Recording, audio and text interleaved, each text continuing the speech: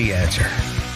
Top of the morning, Dan and Amy. Dave Chappelle continues to grapple with the fallout from his comedy special, his latest comedy special, The Closer, on Netflix, among the identitarian goons, saying this recently in defense of his special. Yeah, he wanted them to know the truth, people out there. It's been said in the press that I was invited to speak to the transgender employees of Netflix, and I refuse. That is not true. If they had invited me, I would have accepted it, although I am confused about what we are speaking about. I said what I said, and boy, I heard what you said. For the record, and I need you to know this, everyone I know from that community has been nothing but loving and supporting. So I don't know what all this nonsense is about. In summer 2020. And he goes on to talk about, you remember how his friend had a farm and he invited people to come to his farm. But the bottom line is, he's got some conditions on his own. To the transgender community, I am more than willing to give you an audience, but you will not summon me. I am not bending to anybody's demands. Yeah, I don't think so. Actually, I don't believe that. And he just contradicted him in the previous clip, which is, if you invited me, then I'd come. So if you summon me, I will come. Lionel Shriver has a good take on this, as she always does, with some advice for Dave Chappelle and anybody else under assault from the mob. Lionel Shriver, contributor to The Spectator and the best-selling author of We Need to Talk About Kevin, which was optioned into a successful movie, and Should We Stay or Should We Go? Lionel, thanks for joining us again. Appreciate it. Oh, it's always a pleasure. You write in The Spectator about Chappelle that both in the special and I would say with some of what you just heard from him subsequent, there's a defensiveness to it, and that undermines his standing in terms of making the case. Absolutely. It really has to do with what's the best strategy in this situation. And this is a larger issue than Dave Chappelle, because there are a lot of people under attack by the same woke mob. So this advice extends to everyone. Stop defending yourself. Come out fighting. You noticed how Chappelle got that huge audience reaction when he said, "You may not summon me." Those are fighting words. That is fighting aggression with aggression back. That works. Also, the other thing that works is just ignoring these people. What does not work is defending yourself, explaining yourself, and trying to ingratiate yourself with people who do not wish to be pleased. And once you get on the wrong side of these people, you're going to stay on the wrong side. So you just have to resign yourself. Yeah, they're not going to be your friends.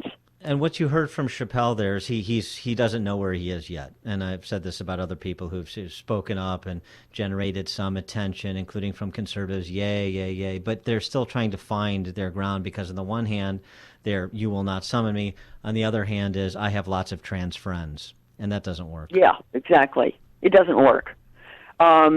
It's the same strategy as saying, oh, some of my best friends are black. See how far that gets you. Yeah. And I think that what's wrong with the special itself is that it's defensive. That means that half the time he's being genuinely funny in a transgressive way, transgressive. And that's his job. He's doing his job and he's doing it well. But the other half of the special, he spends trying to convince everyone that he's a nice guy. And as you said, yeah, some of his best friends are trans, and it's not funny. Well, so it mars the special. Was there anything in particular that you thought was a point of contention with the LGBTQ community in the special that he had?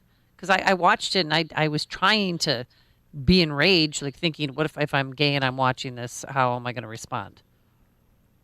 What was against the rules is making jokes about trans people at all. Okay. So it wasn't the particularities. It was this is a no-go zone. This is not funny, not in the cultural climate that we live in. In fact, in the cultural climate we live in, nothing is funny. You're not supposed to make jokes really about anyone. But the fence is especially high around the trans community for reasons that we don't have time to explore.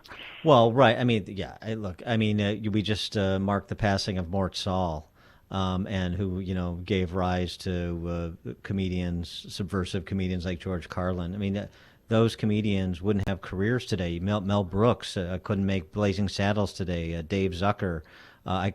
We could make Airplane. We could make the Airplane movie again, but just without the jokes. That's across the landscape. Well, I think that Chappelle is a good example of the fact that there is one cadre of professional comics out there who is still allowed to make jokes, and that's black comedians. And I say I'm fantastically grateful to them because somebody has to be funny. And I watch all this stuff, and one of the things I like about these performances is if you look at the audience, it's almost always very mixed race, very multiracial. Everybody's there. It's the audience is the whole country that has a sense of humor. Well, I would offer a friendly amendment to that. Black comedians who are wildly successful, who are bankable, like Dave Chappelle, so that when the mob comes, Netflix will begrudgingly, sort of, kind of stand their ground. If it's a lesser-known black comedian or a comedian of any race, I don't know that it turns out the same as it did for Chappelle. You may be right. I don't know enough failed black comedians, but in general, if you're from a minority, and especially if you're black, the rules are a little different, and That's true.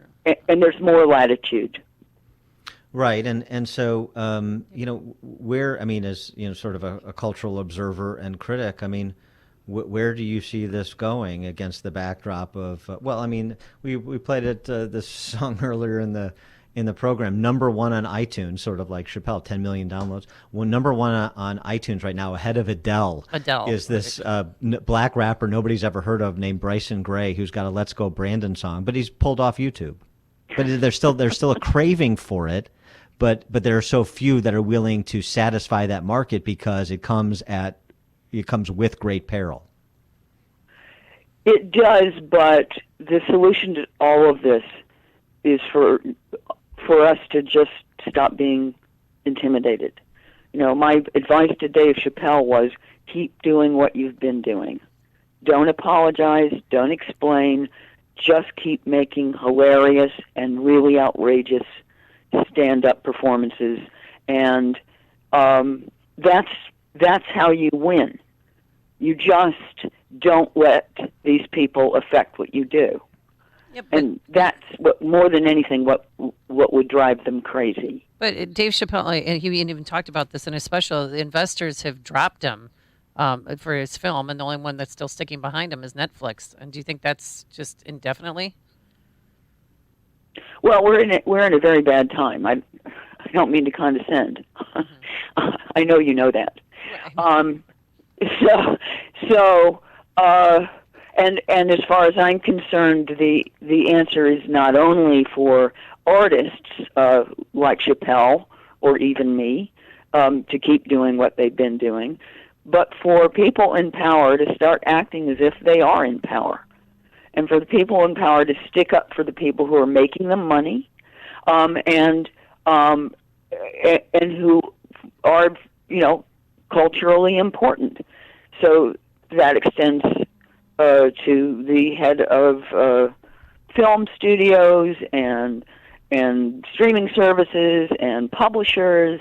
They have to stop wussing out and being terrified of Twitter or other activist organizations, and realize, I'm wearing Dorothy's shoes, right? I've got the power. And it's Dave Chappelle's documentary. I can stand up to these people, and they'll go away. Well, right, and it's not just artists, but also and not that artists aren't serious people, but you'll get what I'm saying. You need people in business, you need people in public life, in elective office to exhibit the same courage, because, the one or two comedians or artists is not going to turn this around. Absolutely, and I appreciate your saying that, because this is not just about artists. This is about everybody, because ordinary people are being bullied out of their jobs because they made some remark that someone misinterpreted, or they dared to make a joke in the workplace, which is now apparently against the law. So this is, and business especially have indeed been very cowardly, and have signed on wholesale to the latest orthodoxy. It's very discouraging. I mean, this is, you're seeing a very small section of the population taking over the entire culture and dictating to everyone else. The odd thing about the whole woke versus anti-woke culture war is that if they know anything about it, the vast majority of Americans are anti-woke. This does not play to mainstream opinion at all. So, you have to ask yourself, why are these people in control? Because only one side's willing to fight, as you're intimating. Exactly right. Lionel Shriver, contributor to The Spectator, best-selling author of We Need to Talk About Kevin and Should We Stay or Should We Go? Lionel, thanks as always for joining us. Appreciate it. Enjoyed talking to you. Thank you. And she joined us on our turnkey.pro answer line. Connect with Dan and Amy using the AM 560 mobile app. Download it today at 560theanswer.com/mobile. Listen up. Got tax problems? Want the IRS off your ASS? Whether you're an individual or a business and are having